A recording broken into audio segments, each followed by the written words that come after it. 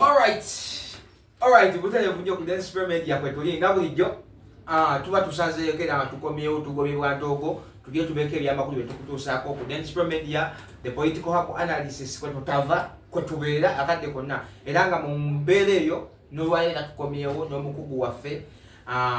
naye nga sinaba kugenda gyali muzikirize nsooke ntwale mukisa guno okwebaza mukama waffe madamu Isabella tweyanziza nnyo munnange tweyanze obubaka butuukira ddala omukyalo oyo ye manager wa Speaking Resort e Munyonyo era nga njagala okutegeeza nti omukyalo oyo oluvannyuma lw'okulaba emirimu gyaffe gye tukola yagisiima tweyanziza nnyo mami tweyanzege yatusiima n'agamba nti banange muli musoma naye ka buli semester emakwatirangayo emitwalo 5 nenjibawa ne mugenda ne musasula tuition bamba koze bubi yatukola n'obungi obutagambika kotayiza na kutebereza mami tweyanziza nnyo tweyanzege munnange era nje okutegeeza tuli tusoma sono naawe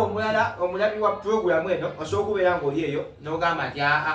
nakwati yabawatano nze njabawaayo emiliyoni njakubawaayo emitwalo 3 obeera nomunnange tafayide nennyonnyo bwotugaseeko mu ngeri emu oba endala kubanga ffe gye tuli tusoma era tugenda kubisoma tubibaleetere ekintu ky'oyinza okutwala ebbanga eddene nnyo ng'okinoonya ate okiraba matu ffe tugenda kikufunziza nnyo tukikutere ne mu lulimi olwangu ojje wano tukikuwe ogende weeyagala ofune okumanyako tekukoma ate ng'okumanya kya bugagga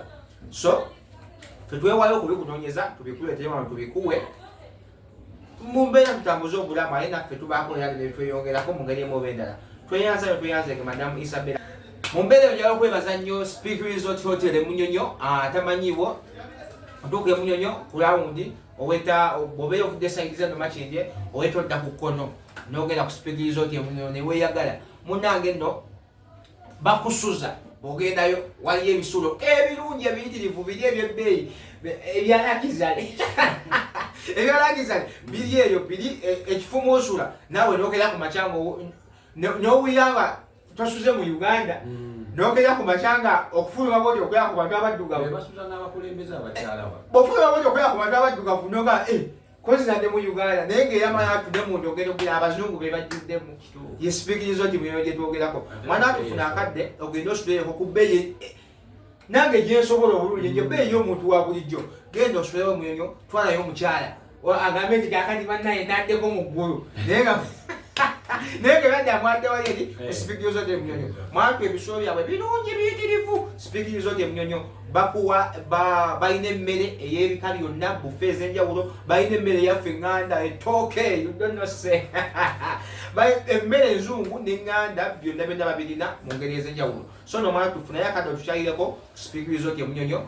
ojje mwatu tugenda kwejusa sente zo ogenda ziwira naawe nga bwe ziraze nga weewaawo ddala kituufu si bwe kiri munange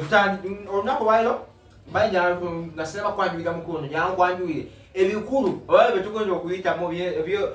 byotasanye okubeera ng'obuusaabuusa amaaso era nga olunaku lwaliro tugasooka mu ggwanga wano eryaffe erya Africa newankubadde eryakwetoolera ku Uganda naye nga tegali bweru tugendeko ku kalulu ka America tukakwatewo katono nnyo just briefly tukakutangaazeemu oko wano ku dance media political hub analysis ate tubeera tulina political hub analyst nga tumwina wano lodi mugabane afropessimist ate ndinunagamoda kakwata nete mumbuza tikategeezo najambabugaze mundeke ogwaye gwali bakwata agambo mugema tutambule oliyo kyase ndi bulungi n'abawulira soko obuze ku balabi baffe tugende maaso abalabi baffe awa program eyo the political hub analysis omwanjuzi Dennis Pronga wayanjulira afropessimist wetuli okubaako engeri gye tutunuulira ensonga nga bwe zitambula wano mu Uganda mu Africa ne mu nsi yonna okwetoola madamu Isabella ku Speaking Resort webale nnyo webali endala lodi mbaida saba tutandikireko kansole mbanyumizi ayi tolaba newankubadde ebintu ebibeera serious nnyo naye ate waliwo paati bwe bituuka n'owulira nga ng'ebitasoboka naye ng'ate bya ddala nje okutegeeza gwe nno omulabi waffe nti wano mu Uganda lwaki bagiyita Pearl of Africa nsonga nnyingi nnyo ensonga emu ku zo bwe mugga bwe tulina okusinga obunene mu nsi yonna omugga gwe bayita kiyira oba gwe tuyita River Nile era ng'omugga ogwo gusinziira wano ne bugabira ensi endala. Kyokka ate wabula olunaku lwano ge tukuleetedde ensi endala zigenda kulwano zaagala kwesowonkolayo otegedde otya otegedde otya buli omu agiddeyo munne enjala naye bate ekibalwanya mugga gwaffe wano mu ggwanga Uganda omugga River Nile. Lodi nsaawa wenyewe twatandikira omugga ogwo kiki ekituusa abantu ku ekyo nga naffe banyini bwa sinabaga amagi mulekera okukozesa amazzi gato bwatsobagamba tulina obusobozi ne tukuziba kuddamu kubeera kutwale Tanzania bagende beyagale naye simanyi bavudde kuki nga bweva kuki kituufu ddala neyanziza nnyo Mr. Dennis. Kakati entabo yonna kweva ensonga eri emu. Amazzi ebitundu 7 ku buli 100 agakola mu ggwanga erya Missiri gava wano Uganda nga bw'oyanjudde nti ensi zigenda kulwana olw'ogwo omugga kiyira River Nile. Mu Egypt tukimanyi bulungi nnyo ba mu Missiri wazaalibwa Yesu Kristo omwana wa Katonda omulamu. Zimbu ge yanywako era gaawala mu Uganda bagatyanga jajjange kitosanga yagira abainasenako nanywako ne Yesu naye yagira nanywako tubonaawonera kinaye. Kakati Egypt tukimanyi nti nsi ya ddungu. In fact ate kejja okugambayo abaami abo tebeetwalanga Abafirika. ogenda byango bode bavamu ne Yesu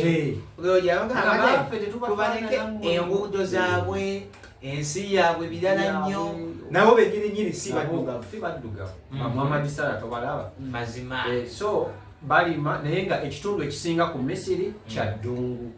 Kaakati obuzibu bwe buva Ethiopia yagenda n'ezimba kye bayita the Grand Reconnaissance Dam, the Grand Ethiopian Reconnaissance Dam, nga egenda kuba singa baba bagikozesezza nga bwe bagizimba egenda kuba efulumya amasannyalaze kilowatts 600. Muwulire obugagga bwe tuliko kati okumanya tuli bagagga. Uganda efulumya amasannyalaze nina okunoonyeza kwe nabaddeko naye tukuŋŋaanyiriza kaluma eno kiyira tetusuka kilowatts 4 naye nga bo kugaffe getugenda ku mazzi ge bajja wano ewaffe ne tugenda ne tubawaako kituufu bo bagenda kujjamu kilowatts 6000. Gujja kubanga gwe muggo ogukyasinze okufulumya kwegamba ddaamu eyo sorry ejja kubanga yekyasinze okuba okufulumya amasannyalaze amangi ddala ku lukalu lwa Afirika wano tegasangikasangibwa. Kati Ethiopia erina ekizibu ky'amasannyalaze era yeesiba ekyogera gamba nti owaaye bajja basobola kuzimbako ddaamu zaabwe nga wakinaffe wano bwe twafuna kuba kati amasannyalaze by the way President Museveni ekyakigezezaako amasannyalaze yagezezaako tutambula mu byalo eyo newakubadde gakyabulamu naye at least kakati bo tibali lwaki bagakaba nabo mu gatwaba wako bakaaba amasannyalaze. Ethiopia yemu ku nsi gye twogerako wano mu Africa, nsi nnene ekwata ekifo kya kumwanjo mu nsi ennene n'abantu beerina esoba mu bantu 100 miliyoni 10 Ethiopia gye tulina. So balina ekizibu ky'amasannyalaze kati bali amasannyalaze kwegamba bagaagala nnyo kyokka ate bano beetaaga amazzi naye nga wamanyi mu ngeri y'okukola amasannyalaze ng'okozesa mugga amazzi agagenda gaba gajja kukendeera sina kukendeera oba osazeeko kumpi obanga oblokinze amazzi gonna agagenda eri kati Missiri egamba nti gundi tozannya na bulamu bwaffe gomanyi kibayita ebitundu 7 ku buli 100 amazzi ate nga be bali mu ddungu era ekyokulabirako gundi eyo Missiri yagamba omuntu alyemonkoolera ku mazzi agava wano bwe kiba kyetaaga kulwana ejja kulwana ate nga yesinga ebyokulwanyisa mu Afirika superpower wa Africa mu byokulwana. Era okuviira ddala ne mu history w'emabega Missiri ebadde ng'erondoola ebikolebwa ku mugga gwa River Nile wano oba kiyira balabe nti kyokola tekibakosa kulimitinga amazzi gagenda eri. Omugga guno nno gwali tegunnazimbibwa era baava ddanga bablokinga Ethiopia okugizimba wabula Ethiopia agenda neefuna omukisa mu 2011 waliwo akatuubagiro mu mawanga ga Buwarabu gye bayita the Arab Spring. Mu Egypt nakyemalira eyaliyo gwe bayitanga Hosni Mubarak abantu beekalakaasa bwe bamujja mu ntebe neefuna omukisa ogw'okuzimba ddaamu kubanga yagamba nti tubadde nga twagala okuzimba omugga guno kati tufunye omukisa bano beekalakaasizza baguma nakimalira waabwe sente ezikola tuziina ne beeyambisa akatumba ke balimu bo ne bazimba daamu yaabwe kati byasooka nga tebaagala na baguzimbewo wabula bali ne bafuna ebizibu ne bamaa ne baguzimba kati kalumanywera ali ku nkozesa ya mugga omugga ogwo ogenda gukozesa otya oba daamu daamu ogizimbe nejjukira daamu singa bagikozesa okusinziira ku ngeri gye bagizimba amasannyalaze kilowatts kakaaga nga egafulumya Egypt ebeera mu buzibu so kubanga amazzi agagendeyo gaba geesaze nnyo bugambye erina n'obukwakulizo bweteeka ku bano ne Tanzania wano Lake Victoria nti abemukolerawo jjukira Lake Victoria bebimu ku biriikiriza omugga Nile si byebimu ye main source eguliikiriza wano nebya naye main eriikiriza omugga Nile kati nayo emonitoringayo ne bamanya biki of course ebikolebweyo so Egypt oba Missiri yagambye Ethiopia nti by'omulimu malala meereere emmundu tujja gikwata emizinga tujja gikwata ennyonyi ziri Russia zeyabawa ziri AK-52 tujja zijjayo tulabe nga tutaasa obulamu bwaffe naye nga baagala kati babatemereko nti mwaguzimba gufulumya kakaaga musabeeko ati lisiti mukozese bisatu ukakaaga tokozeseko ebisatu Ethiopia egamba naffe tulina ssente tukulaakulana twagala amasannyalaze buli wamu Missiri egamba kyekitasoboka kati awo tutaabeeru emmundu eyinza okuseka nga we tutera okunyumya ku Russia Ukraine tutera okunyumya ku Hamas pale Israel nabo nga balina nsonga zaabwe zibalwanya bano beekigendo balwanya mugga gwaffe ogwawa ne Uganda tuyinza okufunayo olutalo nga tujja ne updates nti ekigenda maaso mu Ethiopia kikawuka naye nga kiyita mu mazzi gaffe olaba naffe tuyinza okukosebwamu ate tolaba nti nokuva wano kati ffe tetulina nabwogerero naffe fenyini tetusobola nakugamba gundi etulapasayawo kati sirikaffe amazzi gaffe ffe tugagamba okwata kyakumeka mu byokulwanyisa yalina ebyokulwanyisa gambi yekirimaani sebo naffe tuba kyayimaani wa gundi kyayimaani mulamba sogamba nti kyamaani wannaamu abo asogamba nti gundi mbe temutula ffe tubawaako ekyamazima kiri nti ekkiririza mu kuteesa ku biba birina okukolebwa ku mugga Nile wabula bwe kigaana eri redde okulwana kubanga existential threat okwotokuba kuteesa kubanga bw'ogamba nti bayibedde okuteesa naye bwe kigaana bo nga balwana kireeza bbe ekyabwe kye balina kyebaagala kikole mu bulungi ne mu bubi bakkiriza mu kuteesa kuba kuba kuteesa tuba tulowooza nti onagera kuleeta opiniyoni ye nonaleeta eyiye bazigatte babeeko ne kyebajja mu kibu naye naye bwagamba nti eki kyaleeta bwe kigaana tebakiriganyiza naffe naye nga wali kyayimaani wannaamu nabayita nabagamba nti nze nga nannyini kambakanyise mukolebwe mukyamaani wannaamu alina bingi nnyo byalina okubeerako kale tweyanza nyo tweyanzeke mbumpimpi eyo nno yensonga egenda mu maaso omuntu atusona tubagamba nti kakati ebaluse eyo yensonga enkulu eri mu kukyakanya abantu abo waggulu madde nsaba mukadde kano mudakiikemu 2-3 jasiro tugenda kubasunirako katono nnyo ku ki ekigenda maaso mamera kuba ku densipomedde wano tubadde situbibaleeterako oba tubasunirako katono nnyo ku biki ebigenda maaso mu ggwanga ya America mumpimpi nja kutegeezaako nti mu ggwanga ya America balina ekisaa kyabwe kyaba pulezidenti nga ffe tulina wano waffe lwakubaffe abamu waliwo n'abantu abatamanyi muno mu pulezidenti ateekwa okuvaamu situbimanyi ebyo ffe tumanyi kimu Museveni yani Museveni kyetumanyi naye nga muna ate mumatuma wanga amala ng'eggwanga ya America zenga nze ndabyeko bapulezidenti basatu ab'enjawulo nga bafuga eggwanga ate nga ntegeera bulungi bonna wamu bali 46 anti ze ngamba nga nze ndabyeko basatu nga ntegeera bulungi newakubadde ffe wano weewaawo naye nga eggwanga ya America oluvannyuma myaka ena bakyusa obukulembeze balonda pulezidenti era nga mu buufu obwo basemba okulondayo mu mwaka ogwa 2026 jo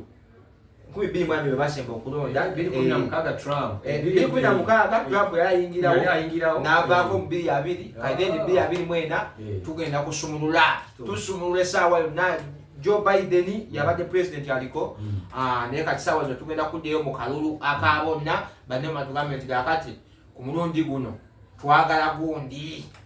bo bakuba ekyenjawulo ekiri eri bo gwe baagala yakola naye ffe wano tuyinza okuba nga ate gwe twagala afugira walala naye nasigala era bano mu ggwanga yalwaffe tuli bakamenya ba pulezidenti baffe abo waleke ezambya waleke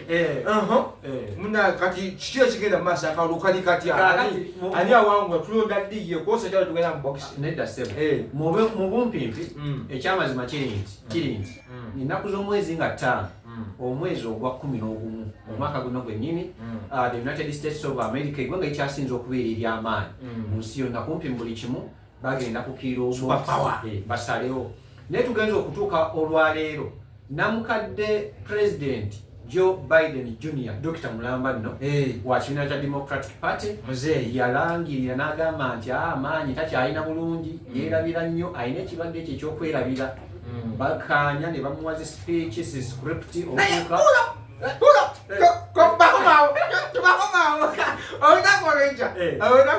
mugamba wadanga yagadde tugenda kujja kwekyo kyokka tole tukakususulira okatandikidde naye tukasuubira okukoma bw'ova ku nesuplomedia olagebwa ye bannaye political analysis ogiveeko ddewa tolina wakugoyinga amazima gakatonda nti akubuulira olunaku olwekya mukama alonanga yagadde tugenda kujja tukusunsulira akalulu ako okuva wekatandikira okutuuka wekali kati n'okutuuka wekalaga nawo ffe tugenda kukulagawo wani ze mumanyi mugamba kalonda batukuumire tusinkane olunaku olw'enkya mweyaba